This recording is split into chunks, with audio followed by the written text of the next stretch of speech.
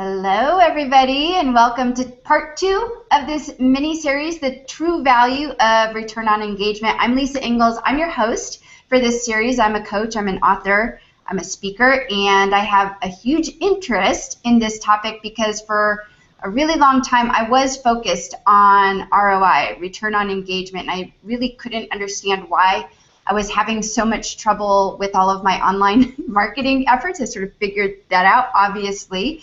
And it wasn't really until I finally figured out that I needed to focus on this thing called return on engagement that I started to see results. And it's now been almost a year that I've pretty much focused most of my attention on return on engagement, and it's made a world of difference for me and my business. And the cool thing is that this type of marketing is, for the first time ever for me, I don't feel like I'm compromising who I am to do my work in the world and to market myself.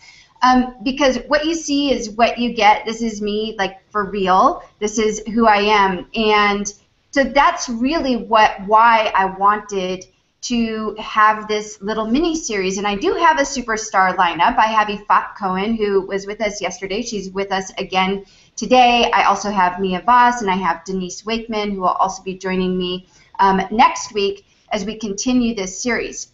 So before we begin, I want to talk a little bit about yesterday, do a quick recap, and then I'll intro what we're doing today. So yesterday, like I said, Ifat joined me to kick off this series, and what we talked about was this idea of the needing to shift from an ROI to an ROE mindset. And basically we came to this conclusion. If you're stuck on thinking about generating traffic and generating leads and all of the tactics that you can use to acquire those types of things, like ads, Facebook ads and Google ads, and creating these huge JV partnerships to get on lists or telesummits and webinars, well, you know what? That train is still going. Absolutely, that train is still going, but it's slowing down. It's getting old, and this is just my opinion. It's not some professional opinion out there, but I think that that train is eventually going to stop. It just isn't going to have the steam that it once had before. What we need is to become the CCOs of our business. That means the Chief Conversation Officers. In other words, we need to stop marketing and start having conversations. People are tired of content. They're tired of email campaigns and Google ads and Facebook ads. People are starving for connection, and connection can really only happen through conversation, real conversation. And I hate to burst your I want it now bubble, but authentic conversation takes some time. And if you really understand what this is all about and you're willing to put in that type of time, then the conversations eventually turn into conversions. And that's the definition, I think, of return on engagement. It's the payback that you receive for the time that you spend connecting and communicating, having real conversations, not monologues, with other people. So once again, Ifat is back with us today. She's joining us as we continue what I'm considering an evolutionary discussion, and I call it an evolutionary discussion because I believe that this is the evolution of online marketing. And Ifat, as most of you know, is the G+ go-to gal. She is a visionary when it comes to these things, and especially to digital intimacy, which is what we're talking about when we're talking about conversations and return on engagement, and how we can use this for the greater good and making an impact in the world. So I'm really honored to have her here again today, and the direction of today's conversation is going to be about why Google Plus is one of the best platforms for engagement. So that was a long intro. Thanks for being so patient, Ifat. Welcome to the show. Wow, thanks. It's great to be here again. And dude, we have so many great examples for you guys. I'm excited to go.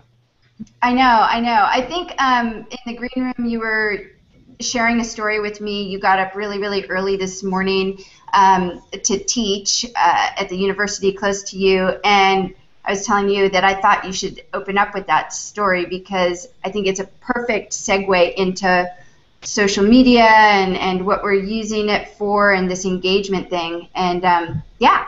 Dive into it. Okay. So I was invited to speak to a class of PR and communication. And it's a very, very interesting experience. So it's a small class, maybe 20, 25 students. They are learning to become advertisers and marketers and PR agents. 2 of them have Androids. Most of them have iPhones. 1 of them use Google Drive. 3 of them used Hangouts. Most of them are on Facebook. So then I asked one of the kids there, I'm asking a question. What do you guys want to do when you graduate from UT? And one of the kids says, I want to be the creative director. And I ask, okay, what is that? And he says, what will you be doing as a creative director? And he says, I will be creating ads campaigns. So where will you be putting all those ads? And he says, well, everywhere, TV, radio, billboards, and online. So then I ask, okay, most of you are on Facebook. Does any of you click on any of the ads that you see to the right of your wall? And everybody says no, and one girl says, yeah, I do, only to tell them, don't show it to me again. So basically what's interesting is that they are learning, their dream job is basically to do the stuff that doesn't work on them today. And to me, this is a really fascinating train of thought. Like, why are we trying to sell not the same way we're trying to buy? Whereas if you want to buy something, you go and you ask your friends. And this is exactly what they said. If I want to buy a laptop, I'm not just going to Best Buy and asking about a laptop. I'm going to ask my friends, hey, why do you use an Apple? Why do you use a Chromebooks? We're going to talk to our friends, and we're going to make the decision based on what our friends tell us. And yet, the marketing and the advertisements are all about ads and talking at people rather than engaging with people. And it's not all of them, Lisa, or everyone there. There are great companies now that are doing something completely different, and they are getting people engaged in the marketing. They are actually given an experience that make their fans, like we talked about yesterday, make their fans talk about them for them.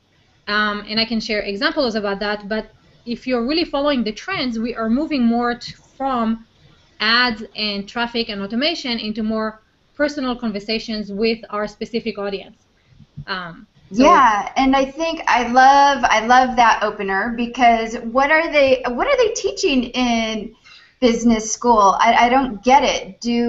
Because those of us who are on this other side of being inundated with ads like the Facebook ads and the Google ads or whatever ads they are, it's like we've become like blind to them. I was just talking to my mom on the phone this morning, and she and I were talking about it. So she's 68, and she's in a coaching course and sort of going through a career transition for herself. And she's like, yeah, I'm getting all of these emails from her coach's JV partner. She's like, she's like, same old, same old. She's like, it's rabbits populating, Lisa.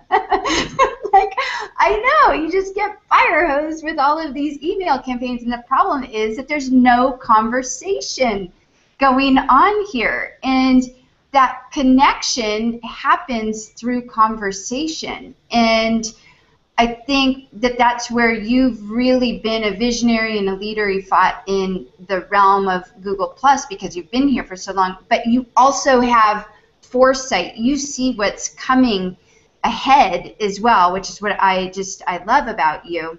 Thank you. So this is actually very interesting because, and guys, those who are watching, please put it in the comments.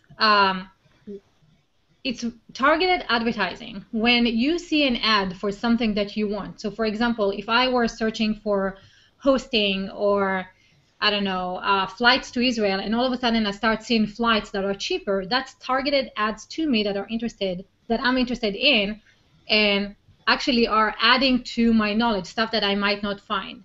I would be more likely to click on them. So I was actually telling my husband today that On Facebook, I'm fat because all the ads on Facebook is like lose weight, lose weight, lose weight. And on Google Plus, I'm skinny because they know exactly, what I'm interested in.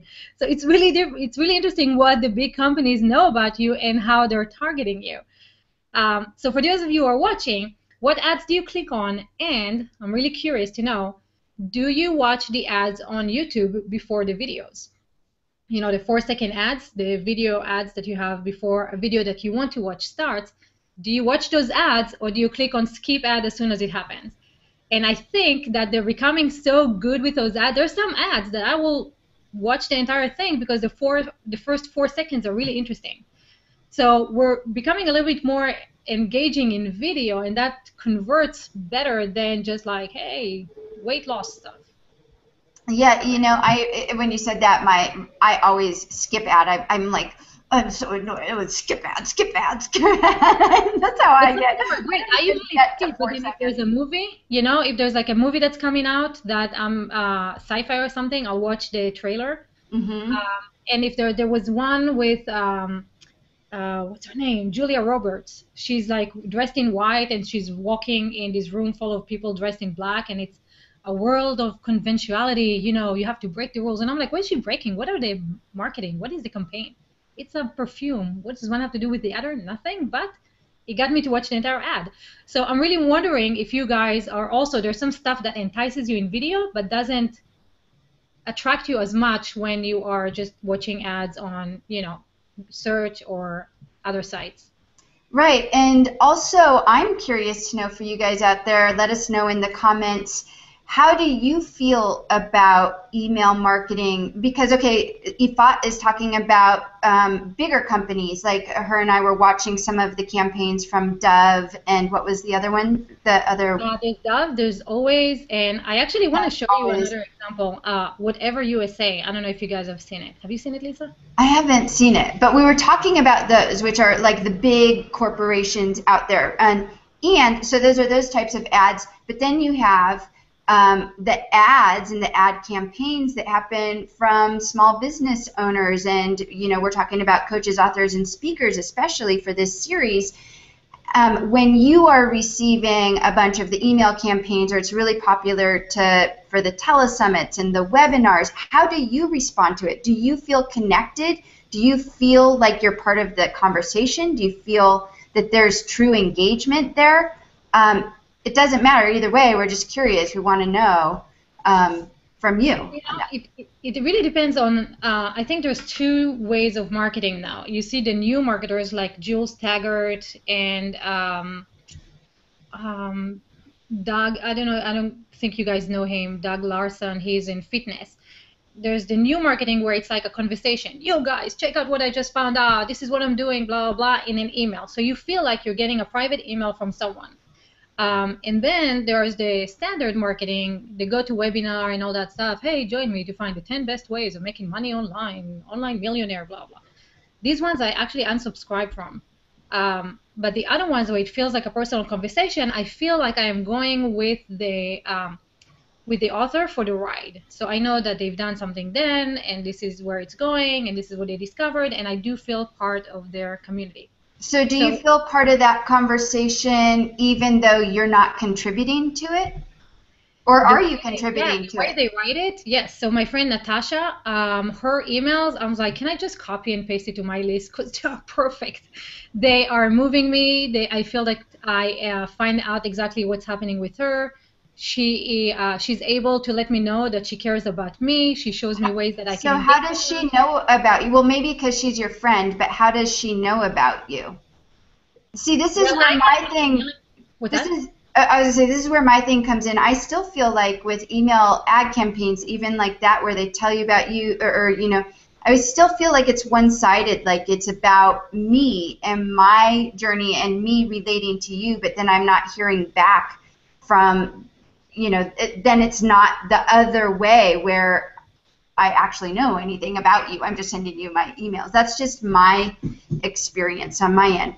But you're saying you don't have that experience, which I love that. No, I don't. And actually, so with Natasha, the way she's writing her emails is very much like hey, how are you? What's happening with you?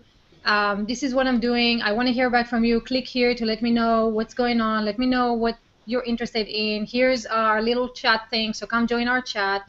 This is what this person said. This is what that person said. So it's very much, it's very conversational. And actually that really follows what we were talking about yesterday with feeling like you need to be a copywriter and write great titles and all that stuff. Because if you are conversational and you're engaging people in text, there's going to be, Lisa, it's a funnel. It's not like a one and be all, right? So that email needs to move you to an action. And if that's action, right, move you to the blog. And in the blog, they'll comment. So here's my thing. Even if that, I've become so programmed that I sort of feel an aversion to emails that I never even get to that point. I just delete, delete, delete, delete. So I might not ever open up that email that you are seeing. So it's interesting. I'm gonna actually, we're about halfway through. I want to take a quick break here, and then we're gonna start taking in your comments. And I just want to let you guys know that this is a 4-part series. It's continuing on Monday and Tuesday next week as well. On Monday, we're going to have Mia Voss in the house talking about what is authentic engagement and what isn't authentic engagement. And then on Tuesday, we'll be talking to Denise Wakeman about monetizing your return on engagement. So let's bring in some of the comments that are starting to flow in here. If you see any as well, I'm gonna. And actually, so this is a jealousy shout out. Crystal says that she doesn't watch the YouTube app; she skips. Yeah, she has 1 GB speed, so for her, they don't probably even show up. Well, then we have Barbara, who says that she always skips the ads on YouTube as well. And I don't know what her gigabytes are. Oh, well, she waits. When I was at Crystal's, the ad will show up, but you know how we have to wait 4 seconds? For her, it will show up and says click, skip, because it's so fast. It'll be like, skip ad. So she doesn't even have to wait for anything. Right. Nice. Elaine says she never clicks on Facebook ads 80% of the time. I skip the ad on a YouTube video.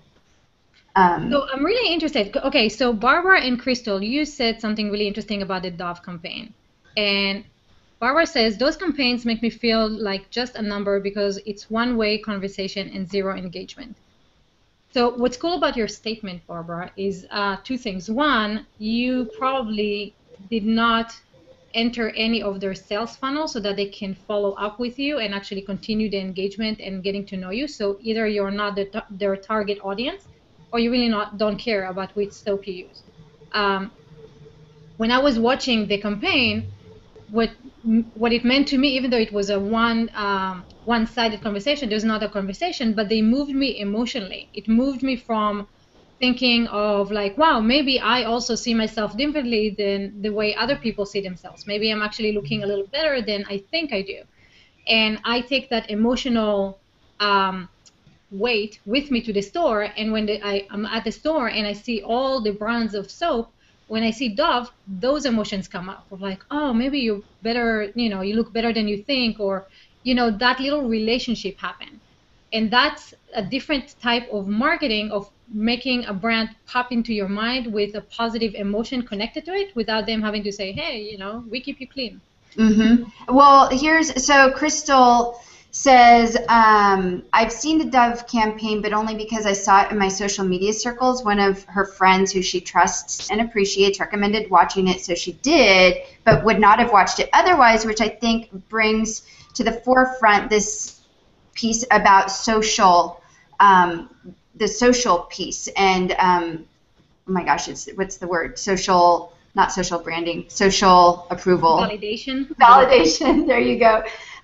So it still brings me to that question of the conversation that's being had. And so now let's look at Google Plus. Why do you think, well, you've been in here for a long time, Ifat, since it really started. And why do you think, specifically for people like me who are coaches, authors, speakers, people who have a service-oriented business, that Google Plus is a good platform? I do. I don't think it's the only platform, but I think it's been the most effective platform for me to have engagement and conversation. But I want to hear your thoughts about that and why that is.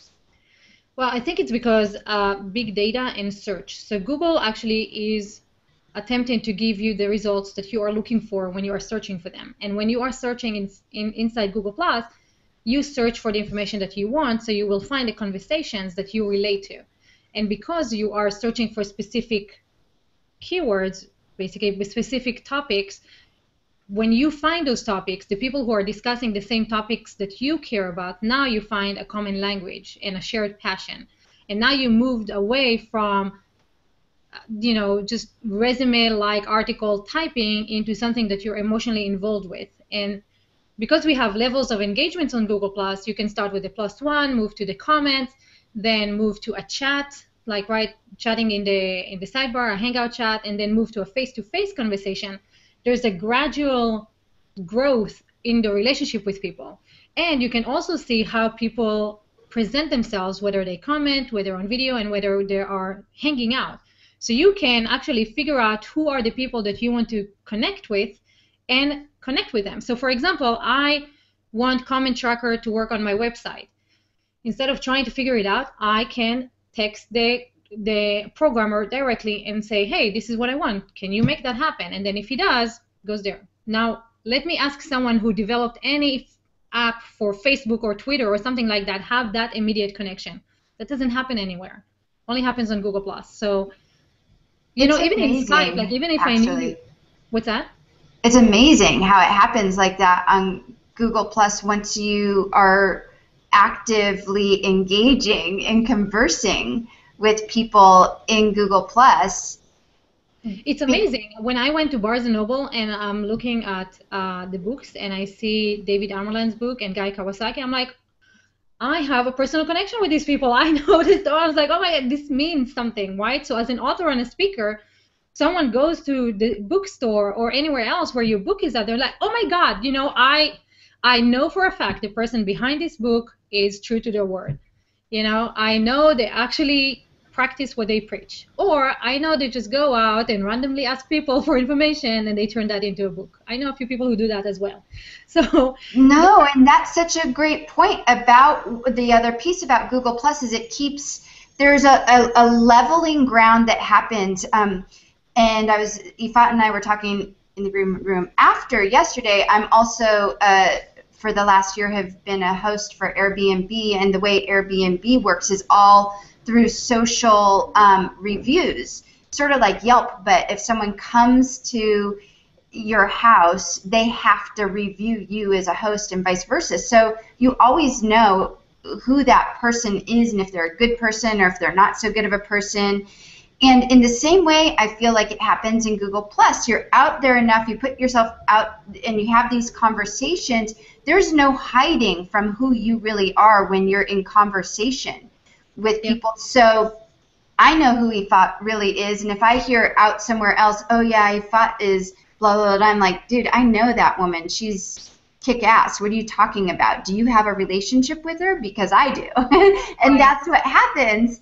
And so it also keeps us true to who we are in the work that we do. We can't be scammers, or else we'll be blackballed. I mean, maybe I'm being extreme, but I sort of feel like it's that way. Right. You and I both know internet marketers that none of us is going to work with, and those people are not able to develop new relationships with people that they want to build a relationship with because of the previous relationships that they messed up.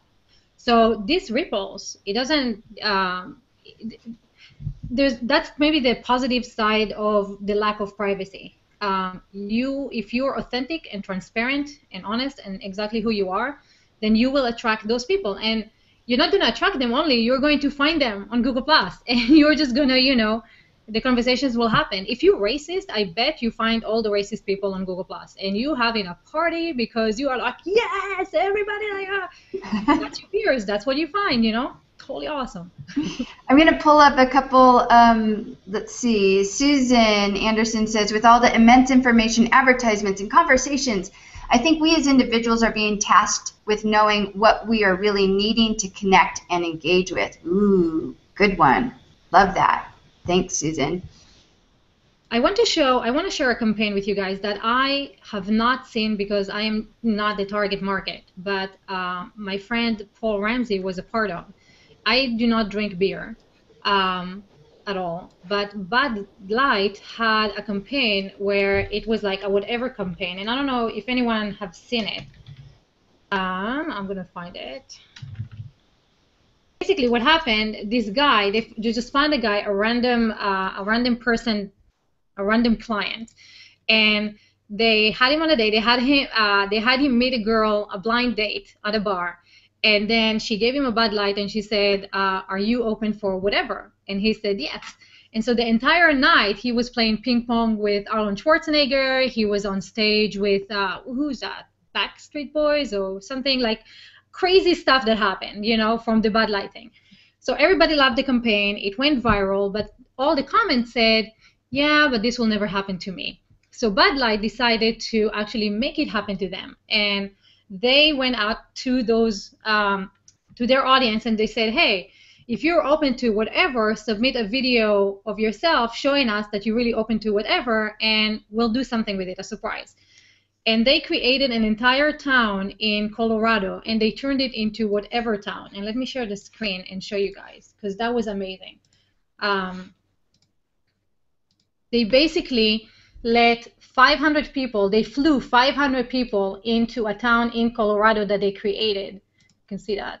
They had a whole dinner for them. They had like a 2 days event. They had parties, they had singers, they had, everything. But if you look at their website again, come on, move away, move away, move away. There you go. If you look at the site, you'll notice all the stuff, they're celebrating their followers. They're celebrating their audience. They now turn them into part of the experience of Bud Light. Instead of talking at them, they are now talking with them. And they created an experience and made them part of the, made them part of the brand. So I don't know how much this will increase their sales, and we need to follow up. Paul Ramsey just came back from this. This was last week. But if you think about this, these guys, they are now have an experience of a brand. It's not just marketing. It's not just like commercials or something like that. They gave them experience of a lifetime with a bunch of people that they wouldn't have never met. And so you see companies are moving from talking at people and just blasting marketing to actually making them a part of the brand and a part of the experience. And I don't know what the follow-up will be. The follow-up should be very important, but now it's in their memory. It's like, oh man, I was at the whatever USA town. Yeah, and the way that we do that exact same thing on a very small scale is through the way that we engage in Google+. So whether it's... I'm glad you say that, Lisa, because allow me to interrupt you. The reason why Paul Ramsey was invited, he was invited as he was at the panel of the super famous on the internet people. Now you would think Paul has, millions of followers, tons of shares, all that stuff. No, less than 5,000 followers. He's hypnotic. He does hypnosis, hypnotizes people, and they flew him again to, they saw his activity on Google+, his YouTube channel, and decided as he's famous on the internet, everything because of Google+. Flew him out there, and now he's, famous on the internet. Yeah, that's so cool. So you wrap that around, and the way that where I was going with that thought too is, okay, so Paul got into that experience because of what he did on Google+. And for us who are small, who are solopreneurs, who have service-based businesses, we do that. We are constantly, or can constantly be doing that type of campaigning, if you want to think of it like that, just in the way that we converse and engage with people on other people's posts in hangouts like this. They're all ways of drawing everybody into the conversation and having an experience. And I, again, go back to this whole piece of connection, which is at the core a basic human need, which has been completely lost in all of the old paradigm of business and marketing, and now we're seeing it come back in. Yeah. And the reason why I brought up Paul is because he is famous in his niche. So his niche, hypnosis, he's the only one who's doing anything on that on Google Plus, and that got him to wherever it got him now. For each and every one of us, you can be very famous in your own niche with just the number of followers that you have, as long as you have good conversations, like we said yesterday, with your, I don't like super fans, because fans to me is kind of like sounds like Facebook, actually. No, yeah. It's like mindless teenagers going like, yeah. But I want thinking people. So I don't know. Ambassadors are good. Ambassadors kind of like you have to become one. But you can be famous and rich in your niche because of the relationships that you're having with people inside on your stream and on their stream. Yeah, and pulling up, and we're going to wrap up here really soon, Christopher Vogelman, just to the point that you were talking about knowing other people, famous people as well. He says the personal connection is pretty amazing, Ifat Cohen. Have been on Hangouts with David Amerland, and having just received a tweet from Guy Kawasaki yesterday, it's quite comforting to have deeper connections with the famous and the thought leaders. And you know what? I called Gary Vaynerchuk out because someone shared a video of him, and in that video he goes like, yeah, you need to connect with your followers and actually talk to them and stuff. And so I mentioned him and I said, wow, that's really nice, but you're not talking to me. And he came back to the stream and said, well, that's so sorry. I'm so sorry that you're feeling this way. I spent so much time trying to build that. And I'm like, wow, look, someone's listening. That's nice. Yeah. And I'm just pulling up the comments because as they're rolling in, I want to make sure you guys that we're pulling in your comments as well. Crystal says, big companies with big budgets can create a town. We as small business owners and entrepreneurs can create a real-life connection and experience of conversation and realness for our brands. Absolutely. Mm-hmm. So I know we're actually a couple minutes over time here. So Ifat, any final thoughts, any final words on this topic of using Google Plus as your platform for return on engagement? Definitely, the only platform. Actually, at the class today, they were asking me, "Are your friends on Facebook real friends?" And I was saying, I'm not on Facebook, but in Google Plus, they are. So the relationships are really awesome, and the only place that I know to make them real, meaningful, and face to face is Google Plus. Woohoo! And how can everybody find you? gplusgotogal.com or just follow me on Google Plus.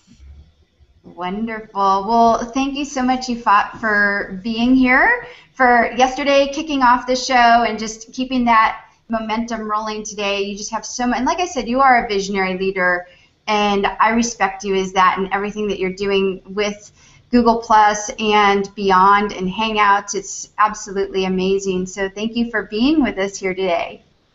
Thanks for having me for a second time. That was fun. Yeah, and thanks everybody out there who viewed live, who came with us and engaged. And I know there's going to be people, they're putting in the comments saying, oh, Replay City. So continue those coming in, because we want to continue this conversation with you. And as a final note, just to remind you, come join us on Monday. We're going to be speaking with Mia Voss about what real engagement is and what it isn't.